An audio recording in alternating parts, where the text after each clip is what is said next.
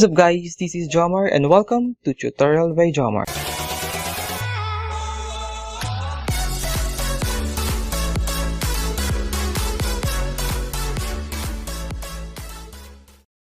What's up guys, kung first time nyo sa channel ko, don't forget to hit like, share, and subscribe to this channel and click nyo na rin ang bell button para updated kayo sa mga next videos ko. This video is the part 4 of our series about solving integers. Part 1 is the addition, part 2 is the subtraction, and part 3 is the multiplication. So the part 4 is about the division of integers. So let's start. And say for example, we have positive 6 divided by positive 3.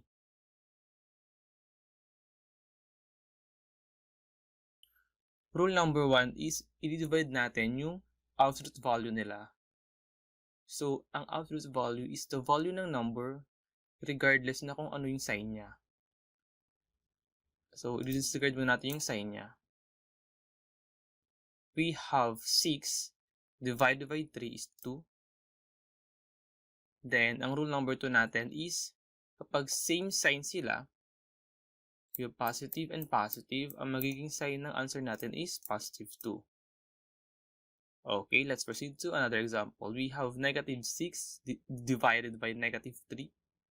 Rule number 1 is i-divide natin yung absolute value nila. We have 6 divided by 3 is 2. Tapos, pag same sign sila, ang magiging sign ng answer natin is positive.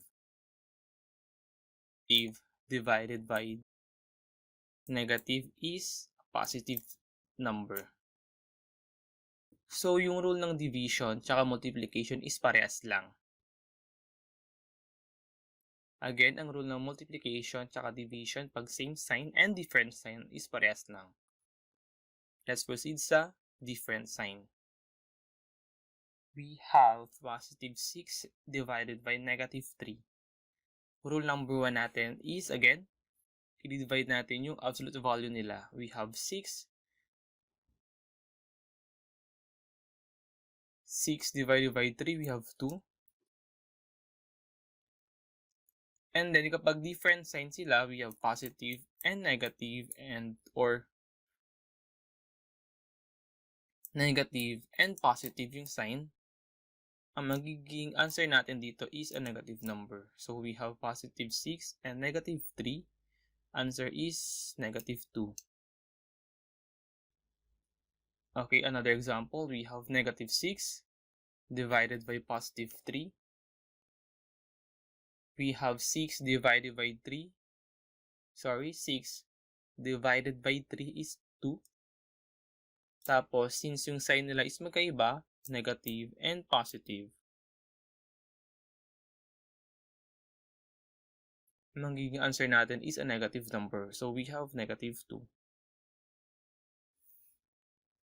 For your additional knowledge, we have here a short quiz. So, i-pause na lang ang video na to.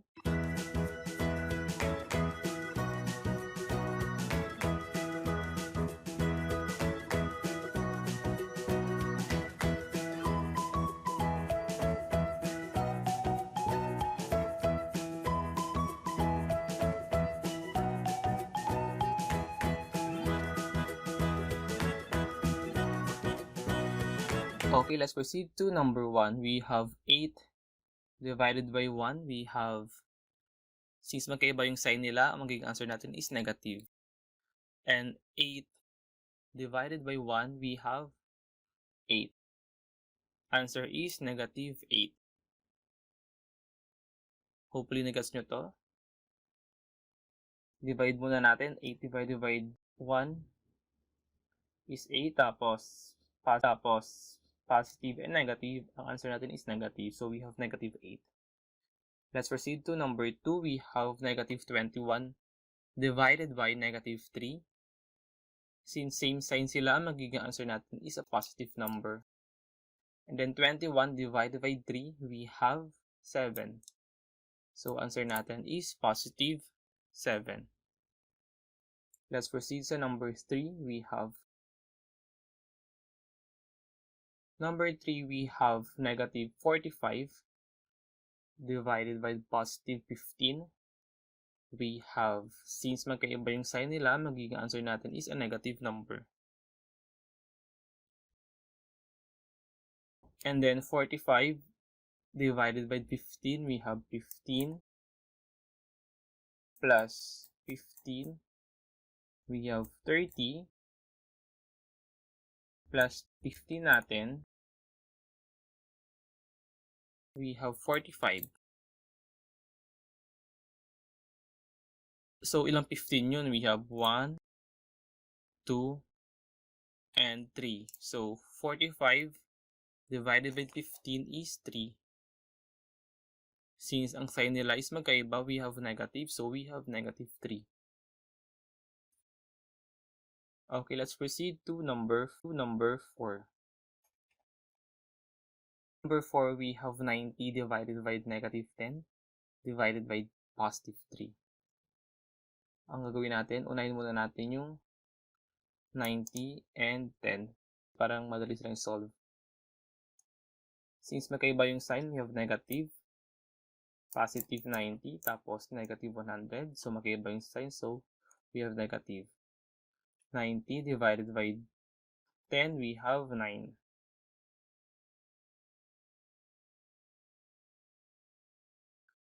Katulad ng lagi kong sinasabi, i-memorize natin ang multiplication table. So, para madali naman itong i-divide kasi 0 naman to eh. So, parang ika-cancel out nyo lang yan. So, 9 divided by 1, we have 9 pa din. Okay, let's continue. We have here negative 9 divided by positive 3 is negative 3. We have 3, 3, and 3. We have 3, 6, and 6, and 9. So, 3 times 3 is 9. So, 9 divided by 3 is 3. Since ang sign nila is magkaiba, we have negative 3. Let's proceed sa number 5 natin. We have negative 125 divided by 5 divided by negative 5. So, unahin muna natin to.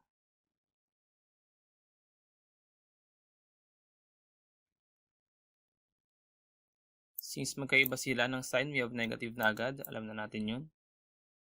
Then, 125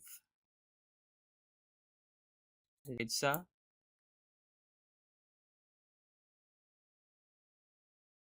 5. We have, sa 12, may dalawang 5. We have 2. 2 times 5 is 10. 2 minus 0 is 2. Then 0 na to. Over 5. 5 times 5 is 25. So, 0 na. Sa part na to, meron na tayo negative 25. Then, continue natin. Divided by negative 5. Since same sign sila, ang magiging answer natin is positive. Then, 25 divided by 5, we have 5. Kasi 5 times 5 is 25. So, ayan. Hopefully, nag-gets nyo itong video na to and nakuha nyo yung tamang pagsagot. Ang next video natin is the part 5 of our series na kung saan magkakaroon tayo ng mga problems. Pagkasama-samahin na natin yung addition, subtraction, multiplication, and division. And magkakaroon din tayo ng short lesson about sa exponent. So that's it for now and thank you for watching this video. And don't forget to like, share, and subscribe to this channel and click nyo rin ang bell button para updated kayo sa mga next videos ko. Comment nyo na rin ang mga question na topic na gusto ko pang i-discuss. Thank you, God bless, and hopefully makapasa kayo sa exam. Bye for now and see you on my next video. Bye-bye!